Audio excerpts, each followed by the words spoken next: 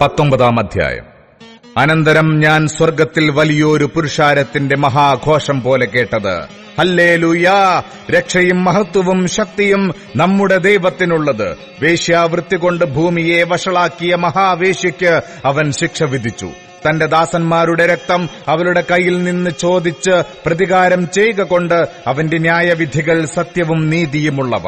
അവർ പിന്നെയും ഹല്ലേലൂയാ, അവളുടെ പുക എന്നേക്കും പൊങ്ങുന്നു എന്ന് പറഞ്ഞു. 24 മൂപ്പന്മാരും 4 ജീവികളും ആമേൻ ഹല്ലേലൂയാ എന്ന് പറഞ്ഞ് സിംഹാസനത്തിൽ ഇരിക്കുന്ന ദൈവത്തെ വീണ് നമസ്കരിച്ചു. നമ്മുടെ ദൈവത്തിന്റെ സകല ദാസന്മാരും ഭക്തന്മാരുമായി ചെറിയവരും വലിയവരുമായുള്ളോരേ, അവനെ വാഴ്ത്തുവിനെന്ന് പറയുന്നൊരു ശബ്ദം സിംഹാസനത്തിൽ നിന്ന് പുറപ്പെട്ടു. അപ്പോൾ വലിയ പുരുഷാരത്തിന്റെ ഘോഷം പോലെയും പെരുവെള്ളത്തിന്റെ ഇരച്ചൽ പോലെയും തകർത്ത ഇടിമുഴക്കം പോലെയും ഞാൻ കേട്ടത്, ഹല്ലേലൂയാ! സർവശക്തിയുമുള്ള നമ്മുടെ ദൈവമായ കർത്താവ് രാജ്യത്വം ഏറ്റിരിക്കുന്നു. നാം സന്തോഷിച്ച് ഉല്ലസിച്ച് അവന് മഹത്വം കൊടുക്കുക. കുഞ്ഞാടിന്റെ കല്യാണം വന്നുവല്ലോ, അവന്റെ കാന്തയും തന്നെത്താൻ ഒരുക്കിയിരിക്കുന്നു. അവൾക്ക് ശുദ്ധവും ശുഭ്രവുമായ വിശേഷ വസ്ത്രം ധരിപ്പാൻ കൃപ ലഭിച്ചിരിക്കുന്നു. ആ വിശേഷ വസ്ത്രം വിശുദ്ധന്മാരുടെ നീതിപ്രവൃത്തികൾ തന്നെ. പിന്നെ അവൻ എന്നോട്, കുഞ്ഞാടിന്റെ കല്യാണ സദ്യയ്ക്ക് ക്ഷണിക്കപ്പെട്ടവർ ഭാഗ്യവാന്മാർ എന്ന് എഴുതുക എന്ന് പറഞ്ഞു. ഇത് ദൈവത്തിന്റെ സത്യവചനമെന്നും എന്നോട് പറഞ്ഞു. ഞാൻ അവനെ നമസ്കരിക്കേണ്ടതിന് അവന്റെ കാൽക്കൽ വീണു. അപ്പോൾ അവൻ എന്നോട്, അതരുത്. ഞാൻ നിനക്കും യേശുവിന്റെ സാക്ഷ്യമുള്ള നിന്റെ സഹോദരന്മാർക്കും സഹഭൃത്യനത്രേ. ദൈവത്തെ നമസ്കരിക്ക. യേശുവിന്റെ സാക്ഷ്യമോ പ്രവചനത്തിന്റെ ആത്മാവ് തന്നെ എന്ന് പറഞ്ഞു. അനന്തരം സ്വർഗം തുറന്നിരിക്കുന്നത് ഞാൻ കണ്ടു. ഒരു വെള്ളക്കുതിര പ്രത്യക്ഷമായി. അതിന്മേലിരിക്കുന്നവന് വിശ്വസ്തനും സത്യവാനും എന്ന് പേർ. അവൻ നീതിയോടെ വിധിക്കുകയും പോരാടുകയും ചെയ്യുന്നു. അവന്റെ കണ്ണ് അഗ്നിജ്വാല, തലയിൽ അനേകം രാജമുടികൾ. എഴുതിയിട്ടുള്ള ഒരു നാമവും അവനുണ്ട്. അത് അവനല്ലാതെ ആർക്കും അറിഞ്ഞുകൂടാ.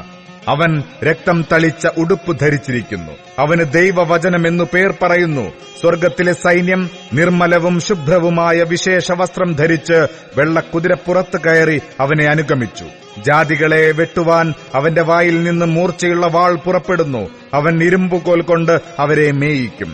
സർവശക്തിയുമുള്ള ദൈവത്തിന്റെ കോപവും ക്രോധവുമായ മദ്യത്തിന്റെ ചക്ക് അവൻ മെതിക്കുന്നു. രാജാധിരാജാവും കർത്താധികർത്താവും എന്ന നാമം അവന്റെ ഉടുപ്പിന്മേലും തുടമേലും എഴുതിയിരിക്കുന്നു. ഒരു ദൂതൻ സൂര്യനിൽ നിൽക്കുന്നത് ഞാൻ കണ്ടു. അവൻ ആകാശമധ്യേ പറക്കുന്ന സകല പക്ഷികളോടും, രാജാക്കന്മാരുടെ മാംസവും സഹസ്രാധിപന്മാരുടെ മാംസവും വീരന്മാരുടെ മാംസവും കുതിരകളുടെയും കുതിരപ്പുറത്തിരിക്കുന്നവരുടെയും മാംസവും സ്വതന്ത്രന്മാരും ദാസന്മാരും ചെറിയവരും വലിയവരുമായ എല്ലാവരുടെയും മാംസവും തിന്മാൻ മഹാദൈവത്തിന്റെ അത്താഴത്തിന് വന്നു കൂടുവിൻ എന്ന് ഉറക്കെ വിളിച്ചു പറഞ്ഞു.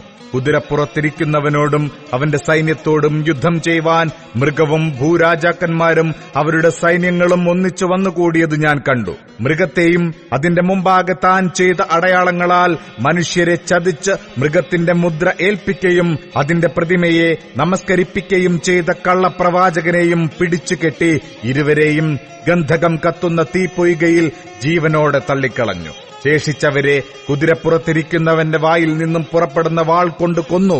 അവരുടെ മാംസം തിന്ന് സകല പക്ഷികൾക്കും തൃപ്തി വന്നു.